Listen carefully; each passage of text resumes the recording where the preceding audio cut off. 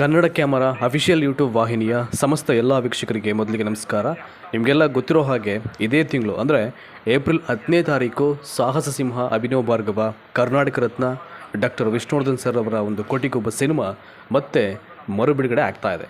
ಈ ಸಿನಿಮಾ ಮರುಬಿಡುಗಡೆ ಆಗಲಿಕ್ಕಿಂತ ಮುಂಚೆ ಒಂದು ರೆಕಾರ್ಡ್ ಬ್ರೇಕ್ ಆಗಿದೆ, ಅದನ್ನು ಹೇಳ್ತೀನಿ ನಿಮಗೆ. ಸೊ ನೆಕ್ಸ್ಟ್ ವಿಡಿಯೋದಲ್ಲಿ ಅದಕ್ಕಿಂತ ಮುಂಚೆ ಈ ಸಿನಿಮಾದ ಶೂಟಿಂಗ್ ಸಂದರ್ಭಗಳಲ್ಲಿ ಆದಂಥ ಕೆಲವೊಂದಷ್ಟು ಕುತೂಹಲಕಾರಿಯಾದಂಥ ಘಟನೆಗಳನ್ನು ನಿಮ್ಮ ಜೊತೆ ಹಂಚ್ಕೊಳ್ಬೇಕು. ಅದನ್ನು ಸ್ವತಃ ಈ ಸಿನಿಮಾದ ಪ್ರೊಡ್ಯೂಸರ್ ಆದಂಥ ಸೂರಪ್ಪ ಬಾಬು ಅವರು ಸ್ವತಃ ಒಂದು ವಾಹಿನಿಯಲ್ಲಿ ಅವರು ಎಲ್ಲವನ್ನು ಹಂಚ್ಕೊಂಡಿದ್ದಾರೆ.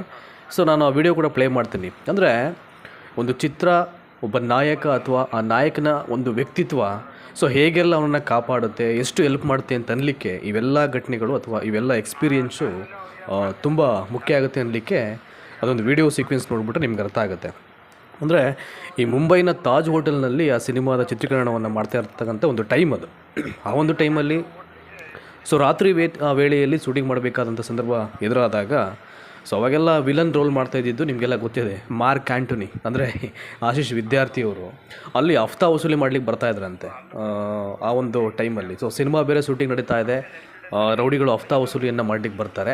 ಆ ವಸೂಲಿಯನ್ನು ಮಾಡೋಕ್ಕೆ ಬಂದಂಥ ಟೈಮಲ್ಲಿ ಸೊ ಏನು ಘಟನೆ ಆಗುತ್ತೆ, ಸೊ ವಿಷ್ಣು ಸರ್ ಜೊತೆ ಅವ್ರು ಏನು ಮಾತಾಡ್ತಾರೆ, ಅಲ್ಲಿ ಏನೆಲ್ಲ ಒಂದು ಸನ್ನಿವೇಶಗಳು ಎದುರಾಗುತ್ತೆ ಅವ್ರು ಬಂದ ನಂತರದಲ್ಲಿ ಅಂತ ಅದನ್ನು ನಾನು ಹೇಳಲ್ಲ, ಪ್ರೊಡ್ಯೂಸರ್ ಆದಂಥ ಸೂರಪ್ಪ ಬಾಬು ಸರ್ ಹೇಳಿದ್ರೆ. ಸೊ ದಯಮಾಡಿ ನೀವೇ ಅದನ್ನು ಈಗ ನೋಡಿ. So let's watch that video. Mid night 2 to 3 o'clock shoot ಮಾಡ್ತಾ ಇದ್ದು. ಅಲ್ಲಿ ಹಫ್ತಾ ವಸೂಲಿಗೆ ಅಂತ ಜನ ಬರ್ತಾ ಇರ್ತಾರೆ. ಹಫ್ತಾ ವಸೂಲಿಗೆ ಅಂತ ಜನ ಬಂದವರು ಅವರೆಲ್ಲ ಸ್ವಲ್ಪ ನಮ್ಮನ್ನ ಎದುರಿಸ್ತಾರೆ. ಸೊ ಅವಾಗ ನಮ್ಮ ಪಿಕ್ಚರಲ್ಲಿ ಆಶೀಶ್ ವಿದ್ಯಾರ್ಥಿ ಅವರು ಪಾರ್ಟ್ ಮಾಡ್ತಾ ಇದ್ರು. ಅವ್ರು ಬಂದು ನಮ್ಗೆ ಹೇಳಿದ್ರು, ಈ ತರ ಸ್ವಲ್ಪ ಹುಷಾರಾಗಿರಿ, ಇಲ್ಲೆಲ್ಲ ಹಫ್ತಾ ವಸೂಲಿಗೆ ಬರ್ತಾರೆ ಶೂಟಿಂಗ್ ಮಿಡ್ ನೈಟ್. ಆಮೇಲೆ ನಾವು ಮಾಡ್ತಾ ಇರೋದು ತಾಜ್ ಓದ್ಕೊಂಡಲ್ಲಿ. ಸರಿ ಯಾವಾಗ ಆಯ್ತು ಅಂದ್ಬಿಟ್ಟು ಅದರಲ್ಲಿ ಯಾರೋ ಒಬ್ರು ಬಂದ್ರು. ಅಂದ್ಬಿಟ್ಟು ದೂರದಿಂದ ಬಂದು ನಿಂತ್ಕೊಂಡು ನಮ್ಮ ಮ್ಯಾನೇಜರ್ನ ಕರೆದ್ಬಿಟ್ಟು ಆಮೇಲೆ ನನ್ನ ಕರೆದ್ರು. ಎಲ್ಲ ಬಂದು ಮಾತಾಡಿದ್ಮೇಲೆ ಕೌನ್ಸ ಹೀರೋ ಅಂತಂತಂದ್ರು. ನಾನು ಈ ಥರ ಅಂತೆ, ನೀವು ನಂಬಲ್ಲ, ಅಲ್ಲಿ ಹಫ್ತಾ ವಸೂಲಿ ಮಾಡಕ್ಕೆ ಬಂದವನು ವಿಷ್ಣು ಸರ್ ಹತ್ರ ಬಂದು ಕಾಲಿಗೆ ಬಿದ್ದು ನಮಸ್ಕಾರ ಮಾಡಿಬಿಟ್ಟು ಅಷ್ಟೊತ್ತಲ್ಲಿ ಒಂದು ಫೋಟೋ ತೆಗೆಸ್ಕೊಂಡು ಹೋದ. ಆ ಕಾಲದಲ್ಲಿ ಅವ್ರಿಗೆ ಬಾಂಬೆನಲ್ಲೂ ಅಷ್ಟು ಚಾರ್ಜ್ ಇತ್ತು ಅವ್ರಿಗೆ, ಯಾಕಂದ್ರೆ ಈಗ ಆಲ್ರೆಡಿ ಅವ್ರು ಬಾಂಬೆನಲ್ಲೆಲ್ಲ ಸಿನಿಮಾ ಮಾಡಿದ್ರು. ಸೊ 3 ಗಂಟೆವರೆಗೂ, ಬೆಳಗಿನ ಜಾವ 3 ಗಂಟೆವರೆಗೂ ನಾವು ಅಲ್ಲಿ ಶೂಟ್ ಮಾಡಿ ಅಲ್ಲಿಂದ ನಾವಿರೋ ಹೋಟ್ಲಿಗೆ ಮಿನಿಮಮ್ 1.5 hour ನಮಗೆ ಇದಿತ್ತು. ಏನದು ಜರ್ನಿ ನಾವು ಇಳ್ಕೊಂಡಿದ್ದು ಹೋಟ್ಲಿಗೆ. ಸೊ ಅಲ್ಲಿ ಮಲಗೋ ಅಷ್ಟೊತ್ತಿಗೆ 5 ಗಂಟೆ ಆಗೋಗಿತ್ತು. ಮತ್ತೆ ನೆಕ್ಸ್ಟ್ ಡೇ ಬೆಳಿಗ್ಗೆ ಇನ್ನೊಂದು 5 star ಹೋಟ್ಲಲ್ಲಿ ನಮ್ದು ಶೂಟಿಂಗ್. ಸೊ ಡೈರೆಕ್ಟ್ರು ಹೋಗಿ 7 ಗಂಟೆಗೆಲ್ಲ ರೆಡಿ ಮಾಡಿಬಿಟ್ಟಿದ್ರು.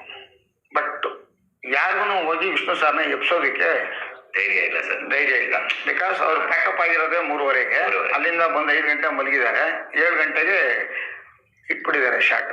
ಸರಿ, ನಾನು ಅಲ್ಲಿ ಅದೇ ಹೋಟ್ಲಲ್ಲಿ, ನಾವು ಪಕ್ಕದ ಹೋಟ್ಲಲ್ಲೇ ನಾವು ಇದ್ದು, ನಾವು ಶೂಟಿಂಗ್ ಮಾಡ್ತಾ ಇದ್ದೀವಿ ಹೋಟ್ಲು ಬೇರೆ. ಅಲ್ಲಿ ಸಡನ್ ಆಗಿ ನಮ್ಮ ಅಸೋಸಿಯೇಟ್ ಡೈರೆಕ್ಟರ್ ಬಂದು ನನ್ನ ಕರೆದ್ರು, ಸರ್ ಎಲ್ಲ ರೆಡಿ ಇದೆ, ಸಾರ್ ಬಂದರೆ ಶೂಟ್ ಮಾಡ್ಬಿಡ್ಬೋದು ಅಂತಂದು.